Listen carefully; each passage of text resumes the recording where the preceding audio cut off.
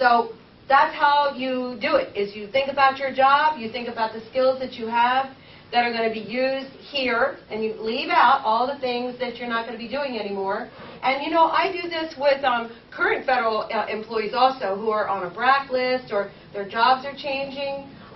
Right now, the Military Personnel Office Washington Headquarters Center in Arlington is moving to Kentucky, and many of those people don't want to move from the Virginia, D.C. area. They don't want to go to Kentucky, Fort Knox.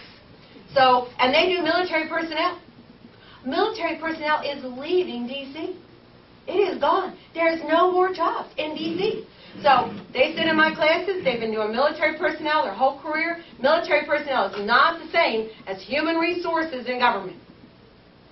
So I have to do the same thing with them. And we talk about, you know, do you do customer services? Yes. Do you analyze data? Yes. Do you read? Do you do reports and briefings? So your transition language from military to federal and to other organizations is something that a lot of people have to do. Private industry, oh my gosh, these people who've lost their jobs in private industry, if they worked in a bank or if they worked in an automotive industry. I had a client recently who is a long-time GM, Chrysler, Daimler in manufacturing. Well, you know what he's going to do? He's going to try to get a job in Warren, Michigan. There's a big automotive tank manufacturer for the Army there. So we're going to translate everything from Chrysler over to tanks. And I said, well, okay, well, they have engines there. They've got quality assurance. They've got engineering. Okay. I'm like a translation animal. So that's what you have to think about, is what you can translate from one job to another. Good question. What else is really difficult about applying for a federal job and trying to move to a new career in the government? What else is challenging? Hardest part for you? What about you? I would say the level of clearance or the level that you're trying to, what job you're trying to go in for. Like I'm at E7. I don't want to go into a job that's lower than what I'm currently being paid for. So therefore I would need to know what criteria is needed to ensure that I receive that or you go can in go for a job that is equal. So what to GS or level higher is the to. E7 equal to in salary? Do you know? I don't know. Like, You need to know, right? I think it's a 9 or a 10. GS9 probably. We'd have to look at the salary schedules and help you figure that out. Then, also including, okay, you understand you got your salary, but then also the job skills and the things Right. that you know that make you more marketable. Well, it's the same thing as what this gentleman was asking, you know, what skills, how do I translate what I've been doing in the military so that it can help me qualify for a federal job? And what federal job would that be, right? Right. So that's a very good thing to wonder about. What about you, sir? What's the hardest part for you with the whole federal job process? I haven't even. Oh, haven't started. So getting started is hard, right? It's that's why I'm here. Somebody always says that in my class. Getting started. I don't know what to do to get started. That's a good point. What about you? Hardest part? I have the same thing as him, but I would say more my education level. Education level? You mean you have it or you don't? I don't. All I have is a high school diploma. You know what? You can get a job in the government without a degree. It's amazing the jobs you can get in the government without a degree.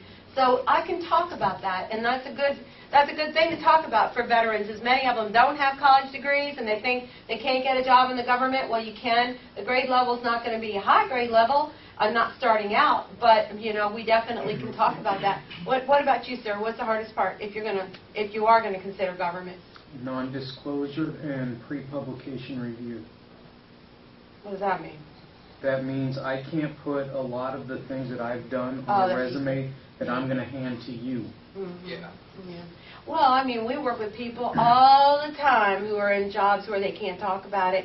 CIA and DTRA and NGA and, you know, Secret Service, and they write resumes and they get new jobs and they get promoted. And you know how they do it? They write about what they do in their job. They write about research and analysis and critical thinking and briefings and reports, and they don't mention the country where they were, and they don't mention the situation, but they write about their skills. And then you get it cleared by somebody, and you turn it in and you use it. So, you know, working with people who have jobs where you can't disclose everything, you can still get around that. So we will talk more about that. Who didn't I didn't hear from you. What about you? Archibald? Trying to make sense of USA Jobs, CPOL, Yeah. those kind of things. It's just really hard to make sense of exactly how the sites are laid out. Okay. I'm going to do a tour of USA Jobs. I teach a class in Maryland once or twice a month, and it's called 10 Steps to a Federal Job. It's an all-day class, a computer room class. You come and bring your computer and resume and work on it. And I ask for evaluations for my class. And last time somebody made a request that I add something to my class. They said, can you please show how you can go from the very beginning of USA Jobs, putting your resume into the USA Jobs Builder, all the way to submitting for a job. I said, well, okay, I can do that. But I think it's a good request, and I don't know if I can do that today, but I'll do some of it for you. Yes, sir. What's the hardest part for you? Oh, find the right job at the right place. Yeah. I'm from Boston. There are not too many federal jobs in there. Well, Boston is a federal regional city, so there are jobs in Boston. So, but you know, sometimes you have to be flexible. But Boston, I think, now you know what? Right now, USA Jobs is light on the jobs because of the continuing resolution. That's you know, the big fight in Congress about money. So, and then there's the threats of furlough, supposedly March 5, one day after March 4, which could appear. And so what I'm seeing is that the HR people are not even posting jobs like today. They're holding them on their desk. Just to wait and see what's going to happen on March 4. If there is going to be, I think maybe there might be a 30-day temporary continuing resolution. But if they do have a furlough, then that'll mess up all the deadlines. So, you know, what we're talking about today is maybe starting April 1, May 1. We got to do a little future thinking because it's all going to come back. It's just that Congress has to calm down and, you know, give everybody their money so they can do their work. So what I want to do is start with the book in teaching this class. This book, yes. Go ahead. One more thing. Yes. I'm the same thing as him. I look on CPOL and USA Jobs. And it seems to me right now, especially in this area, the jobs we're looking for are just like, I mean, you have to have a doctorate to get into them. The level of security clearance that you need to get into the job. I mean, they're asking for scientists and researchers, and as soon as you read qualifications that you need for the job, it's like, well, I'm not even going to read anymore. Okay, we're going to look at some announcements. I'm going to show you how to look at announcements on USA Jobs. So we're definitely going to do that because you all need a tour. Yes, sir. Now, are you supposed to write your resume specific to the job that you want? Yes, it's good if you make your resume very specific to an announcement, but what I recommend you do is write one resume like today, this weekend. Get one written, get it written right, use the format that's in this book that I'm going to show you, and get one done. And then when you find another announcement in 2 weeks, when they start posting more, then you change your resume a little bit. But at least you're 85 to 90% done, like this weekend or next week. But starting from zero, from where you are today with your evaluations and your whatever, bad news. I mean, if you found the perfect announcement in Boston and you didn't even have a start on your federal resume, I'm not even sure you can apply for it if you wanted to. Because you don't have anything done.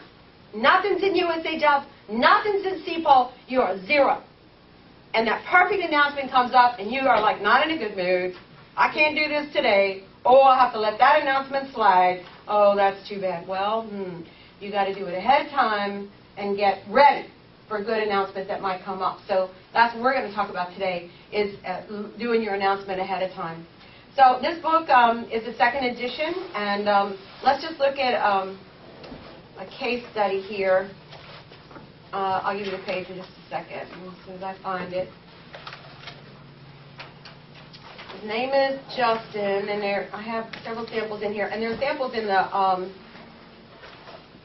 on the CD-ROM as well. Bernie, I should have my page. Jeremy, okay, turn to page 23.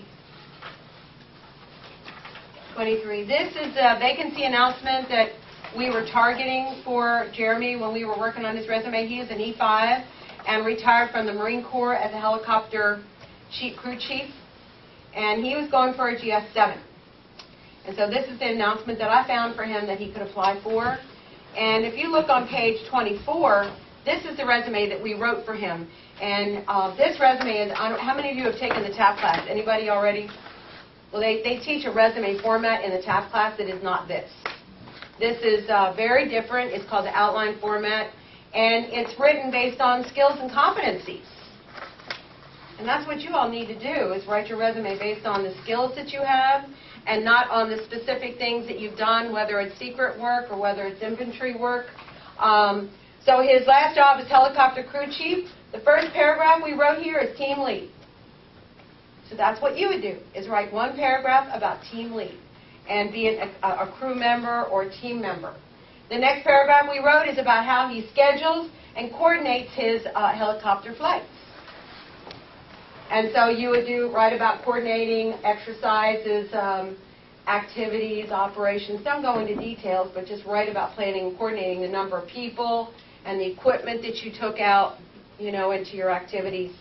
Then we wrote about technical skills as helicopter crew chief, critical thinking, problem solving, planning work, customer services, training, communications.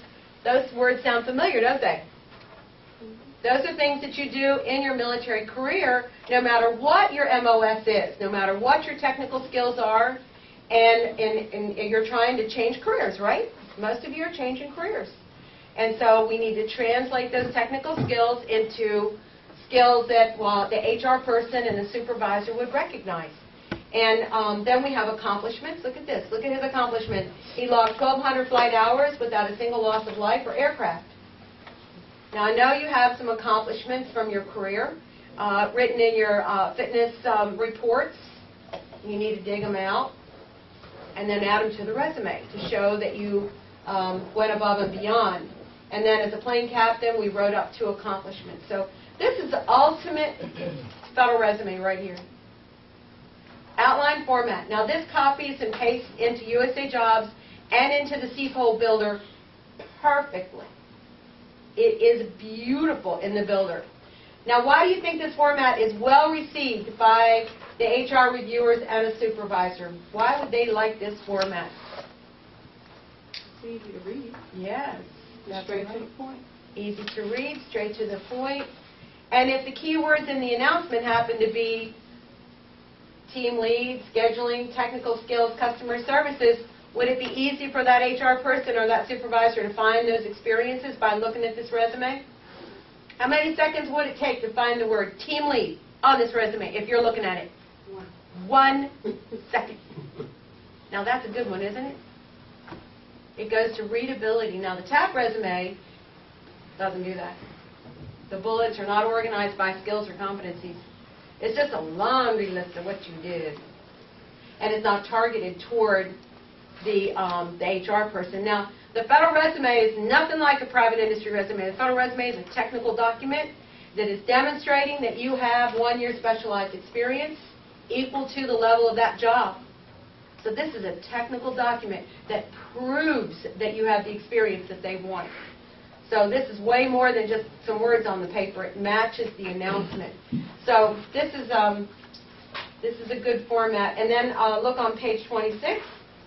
We've got his education and his awards and recognitions, and then other information. So it's, he's pretty young. I think he's 28 or something like that. He got out of the military, and then he went to school and got his degree. And now he joined the Guard, actually, so he's in the National Guard. He's active duty National Guard at this point. Then I have a cover letter on page 27. You can use a cover letter now with your federal application, so I recommend that you write a cover letter stating what you're looking for and your top skills.